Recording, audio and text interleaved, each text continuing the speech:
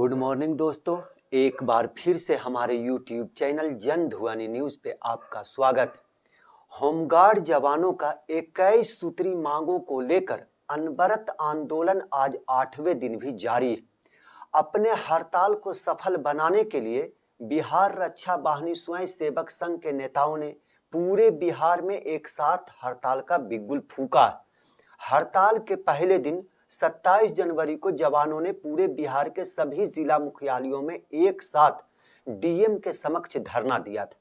हड़ताल के दूसरे दिन यानी 28 जनवरी को पूरे बिहार में थाली और कटोरा पीट कर सरकार को ये बताने का प्रयास किया था होमगार्ड के जवानों ने कि इस महंगाई के दौर में इतने कम वेतन से ना तो थाली भर रही है ना ही कटोरा। लेकिन सरकार ने इस ओर ध्यान तक नहीं दिया। इसके बाद 29 जनवरी को होमगार्ड जवानों ने कैंडल मार्च निकालकर जिला मुख्यालयों के मुख्य सड़कों पर घूमे, लेकिन सरकार इस ओर ध्यान नहीं दी, नहीं सुनी उनकी बात। इस दौरान नेताओं ने सरकार के खिलाफ तरह तरह के बयान भी दिए अपनी मांगों के समर्थन में। शायद उसी का नतीजा है कि सरकार अब होमगार्ड जवानों को अपनी मांगों का एक हिस्सा यानी कुछ मांग जो है वो पूरी करने को तैयार हो गई है, कुछ हिस्सा देने को तैयार है। लेकिन अब सोशल मीडिया का दौर है और तुरंत भर में बात इधर से उधर पहुंच जाती है।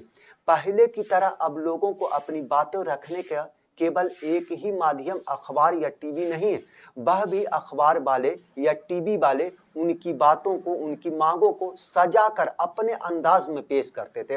अब तो जो भी बात जैसे बोलिएगा वो वैसे ही हर किसी के पास जो उसको देखना चाहे पहुंच जाती है। शायद होमगार्ड जवानों की बातें भी सरकार तक पहुंच गई है।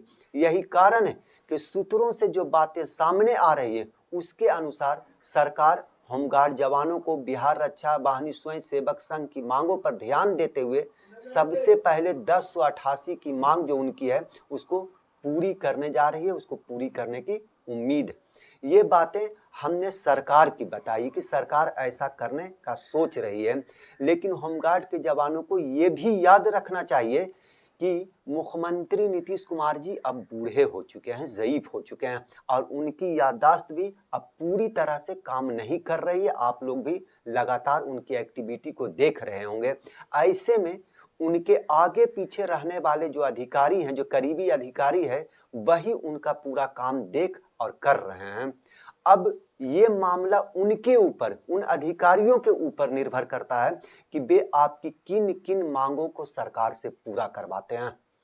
वैसे होमगार्ड जवानों की 21 सूत्री मांगों में जो पहली मांग है वो ये है कि हाई कोर्ट और सुप्रीम कोर्ट के फैसले के आलोक में समान काम का समान वेतन दिया जाए। दूसरी मांग ये है कि हर माह 5 दिन मातृ भत्ता सहित छुट्टी दी जाए और महिला गृह रक्षकों को 2 दिन विशेष अवकाश एवं मातृत्व अवकाश दिया जाए। तीसरी मांग होमगार्ड जवानों की यह है कि रिटायर गृह रक्षकों की सेवानिवृत्ति लाभ 1.5 लाख रुपये सभी को दी जाए।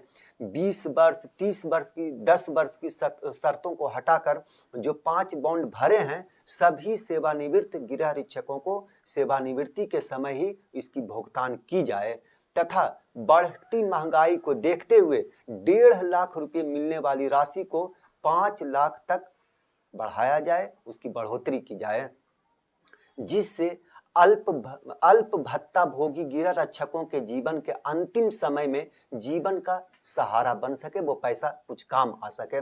चौथी मांग होमगार्ड जवानों की यह है कि इस बढ़ती महंगाई को देखते हुए गृह रक्षकों को मिलने वाली अनुग्रह अनुदान की राशि 4 लाख रुपये से बढ़ाकर कम से कम 10 लाख रुपये की जाए।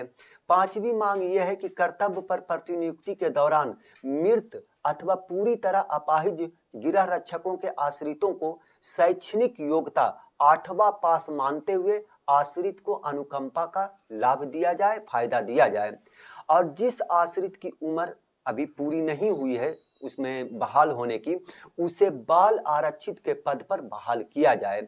छठी मांग यह है कि गृह रक्षकों को कर्तव्य के दौरान बीमारी या दुर्घटनाग्रस्त होने पर इलाजरत अवधि तक कर्तव्य मानते हुए, ड्यूटी पर मानते हुए भत्ते का भुगतान किया जाए। हमने बिहार रक्षा बाहिनी स्वयं सेवक संघ के 21 में से मात्र 6 मांगों को ही दोहराया है। अब सरकार के बेकरीबी अधिकारी ही जाने कि आपकी 21 में से वो कितनी मांगे सरकार से पूरी करवा पाते हैं।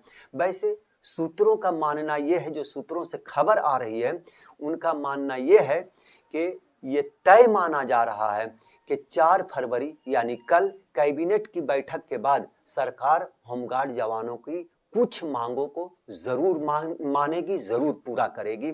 बहरहाल वैसे ये भी हकीकत है कि बिहार रक्षा बाहिनी स्वयं सेवक संघ के केंद्रीय कमेटी के नेता इन बातों को समझ जरूर रहे हैं। तभी तो भागलपुर के नेता अखिलेश्वर प्रसाद यादव ने 5 फरवरी को आपातकालीन बैठक बुलाई है। इतना ही नहीं, उन्होंने अपने यहाँ के यानी भागलपुर के सभी बिहार रक्षा बाहिनी स्वयं सेवक संघ के नेताओं को इस बैठक में जरूर शामिल होने की हिदायत भी दी है। बहरहाल कैबिनेट की बैठक में अब केवल 1 दिन का ही समय बचा है। सारी बातें कल खुलकर सामने आ जाएंगी, पता चल जाएगा कि सरकार ने यानी उनके अधिकारियों ने सरकार से कितनी बातें होमगार्ड जवानों की मनवाई है, कितना मांग पूरा करवाया है। आज की इस खबर में इतना ही। आगे की खबरों के लिए जुड़े रहें हमारे साथ।